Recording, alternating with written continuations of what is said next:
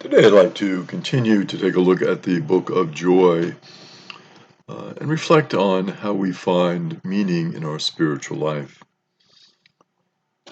One of the uh, ideas that Desmond Tutu shares in this book, the Book of Joy, he talks about his good friend Douglas Abrams, who worked with him on the book.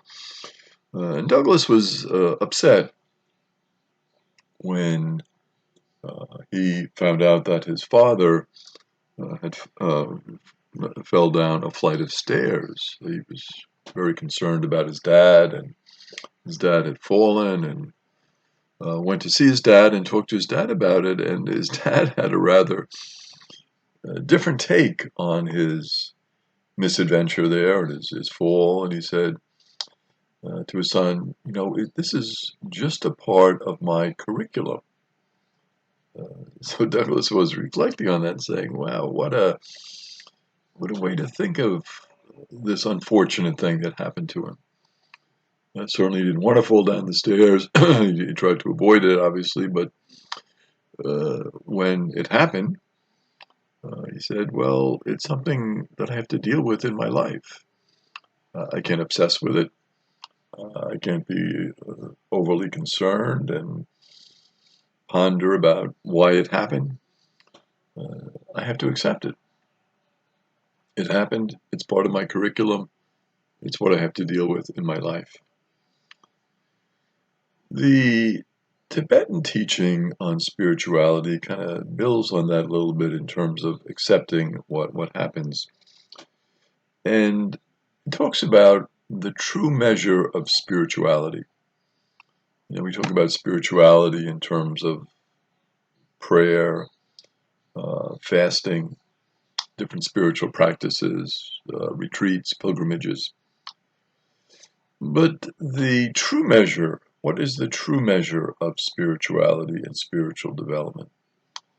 The Tibetan teaching on it from the Buddhist tradition is interesting. It's that the true measure of our spirituality, our spiritual development, is how we confront our death. We might think that spirituality has a lot to do with life and how we celebrate life, and certainly that's a big part of it. But this is a different take. It's how we confront our mortality, the fact that we are going to die. And there are three ways that the Tibetan school reflects on this. The first way is approach death with joy. This is going to be the end of my life, but to embrace it joyfully, to realize that this is part of my curriculum and I have to accept it with joy. It might be hard to kind of contemplate that. Why would we accept it with joy? People tend to want to, avoid it, resist it in every way. But when we're faced with that final reality, to embrace it with joy. The second way is without fear. And I guess that would be very much connected with the first. If I'm embracing death with joy, I'm not going to be afraid of death. Certainly in our Christian tradition, we look at it that way. We're not afraid because there is a beyond. There is a promise from Jesus for eternal life. So we try to resist that urge to be afraid of death. Of course, it is the unknown, so there is going to be some element of fear, but we try to embrace it without fear. And the third way in the Tibetan spirituality is to have no regrets.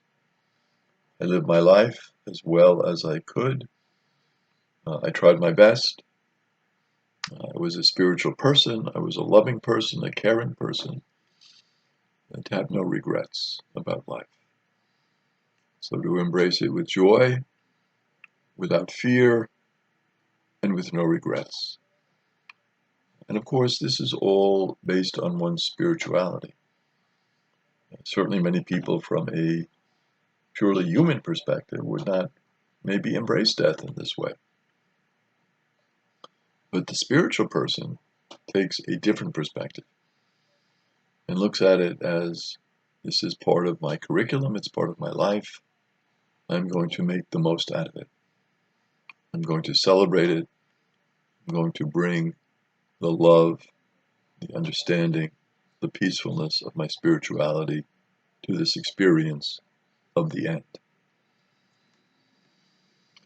Dalai Lama reflects on this as well and says, if you truly are afraid of hell, if you don't want to go to hell, you need to live a life of purpose, especially through helping others. So if you want to avoid hell, there is a path. Live a life with purpose. Follow God completely. Give yourself to God completely. And in doing that, you help others. You try to make the world a better place. You try to lift the spirits of others up. You try to heal others. You reach out to them. And in that way, the concern about hell kind of vanishes. You're not really focused on, trying to avoid hell. You're focused on, how can I be of assistance to other people? That's my true purpose in life. Purpose isn't to avoid something. It's to embrace something. The Buddhist Vajrayana psychology has an interesting teaching. It talks about the state of clear light that arises at the moment of dying. There's this time of complete light. And certainly we're all familiar with the Buddhist concept of enlightenment. But this is kind of a supreme enlightenment. This time of death, there's a clarity that comes to me. And I embrace the light. I follow the light. And there is a pure luminosity. There is no duality. There is no content. It is pure light that I embrace. I am coming into the light. And of course, we have that concept as well in our Christian faith tradition with speaking of Jesus as the light of the world. We embrace the light. We have this, of course, symbolized in our liturgy in the Paschal candle. It is the light of Christ. And so at that moment of death, we embrace it with joy. We have no fear. At that moment of death, we have no regrets. Why? Because we are embracing the light. We have lived our life with purpose. We have lived our life with compassion. We have tried to help others. And so we follow the light. The Dalai Lama speaks of death as an intermediate state. It is not a final state, but in the Buddhist tradition, of course, it leads to rebirth. And when I die, then I embrace a new life, a life of light, a life of newness, a life that is a transformation. And so there is no fear. There's just this sense of joy of embracing newness, of embracing a new birth, a new way of living.